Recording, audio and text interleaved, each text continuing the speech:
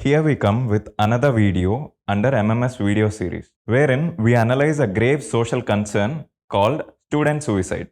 Following suicides by two students, a statewide agitation has been launched by students groups across Telangana, as about 51% of the intermediate students failed to clear the first year exams in the state. The state board has not arranged a supplementary exam this year, owing to the tight academic schedule caused by COVID situation. This has also aggravated the psychological stress among the students. What actually do we mean by suicide? Suicide is any death which is caused by injuring oneself with the intent to die. It is not an independent event, but a society-enforced death. Each one of us are responsible for every prematured, forcible ending of a life on the planet Earth. As such, suicide is a global phenomenon. WHO recognizes suicide as a public health priority. More than 7 lakh people take their own life, and there are many more people who attempt suicide. Students and youth constitute the significant proportion among those who committed this act. When it comes to India, the picture is no different. In fact, it is relatively more gloomy.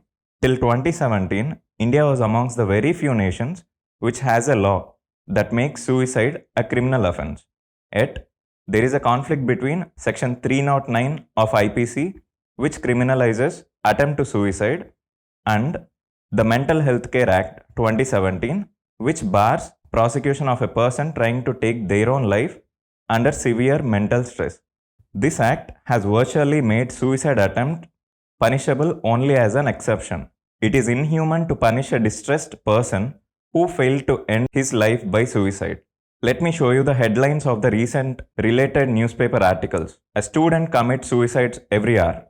122 suicides at IITs, IIMs, Central Institutes during 2014 to 21. As per government's reply in the Lok Sabha question, IISc Bangalore is replacing ceiling fans with wall-mounted fans to prevent student suicides in hostels.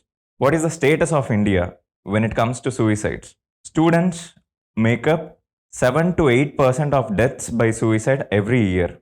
Student suicides registered a 21% increase in 2020, the highest among all the sections. Hanging and poison constitutes the most adopted means to commit suicide. In 2020 alone, more than 12,500 students have committed suicide, which constitutes 8.2% of all the 1.53 lakh suicides in India. Among all Indian states, Maharashtra has always registered the highest suicides among students because it is a metropolitan state with high aspirations and high expectations. The biggest cause for suicide in any age group continues to be depression. Indians especially don't want to discuss parenting as an issue. But in 2020, many youngsters had a harrowing time because they were confined to home with parents who had different ideologies. College is a time of significant transition. Many students are living away from home for the first time and have less access to support from family and friends. Along with increased freedom and independence, students face greater stress from a variety of sources, such as increased academic demands, adjusting to a new environment, and developing a new support system.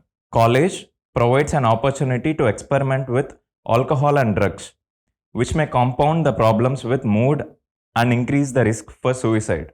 There is a mad race for high marks. We are living in a competitive world. Family pressure is huge.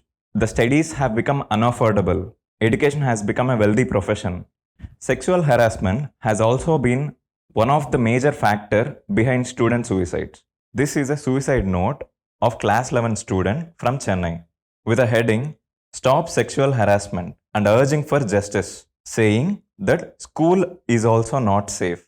Do not trust anyone, including relatives, teachers. Most suicidal persons want to live, but are unable to see alternatives to their problems. They give warnings of their intentions, but others are either unaware or do not know how to respond. Talking about suicide reduces the risk of a person being suicidal. Is suicide preventable? Yes, very much. Suicides are preventable with timely evidence-based and often low-cost interventions. Special kinds of psychotherapy have been found to be effective in treating suicide. Medications are also effective in treating the symptoms that contribute to suicide, such as depression and anxiety.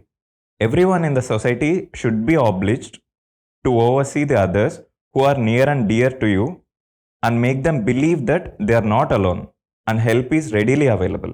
There are some warning signs which are visible, like depression, dramatic mood changes, uncontrolled anger or rage, engaging in risky activities, neglecting appearance and hygiene, increased alcohol or drug use, giving away prized possessions, deteriorating academic performance, hopelessness, anxiety or agitation within themselves. All these are warning signs. As an individual, how can we help someone who may be suicidal? Offer some hope that alternatives are available. Don't leave the person alone. Take action, remove means, and assist them in getting the help they need. Inform residents' life and housing staff if you live in a residence hall.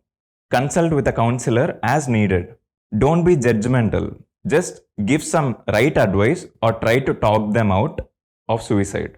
There need to be some moral support from families and teachers. The media should be taking the responsibility to increase the awareness. Also, there need to be policy changes when it comes to government. The recent government measures to safeguard the interests of students through formulating UGC regulations 2019 are a way forward. Further, government has undertaken steps like peer-assisted learning, introducing technical education in regional languages for students in order to ease the academic stress. The recent initiative named Manodarpan covers a wide range of activities to provide psychological support to students, teachers, and families for mental and emotional well-being during the COVID outbreak. The institutions need to conduct workshops, seminars on happiness and wellness, regular sessions on yoga, induction programs, extracurricular activities including sports, and appointment of student counselors for overall personality development and de-stressing students. Further, students, wardens, and caretakers are to be sensitized to bring to notice the signs of depression in fellow students to the authorities so that timely clinical consultation may be provided. Finally, a simple yet effective suggestion is to stop judging people and stop comparing one person with another. Every person is unique. Treat every human as an end in themselves. Be a good listener, especially when someone is needed just to hear. Show some affection and spread love. Take the responsibility for each other's well-being in the society and act morally. Broaden the definition of we from me and my family to the collective humanity, thereby ending this societal induced death called suicide.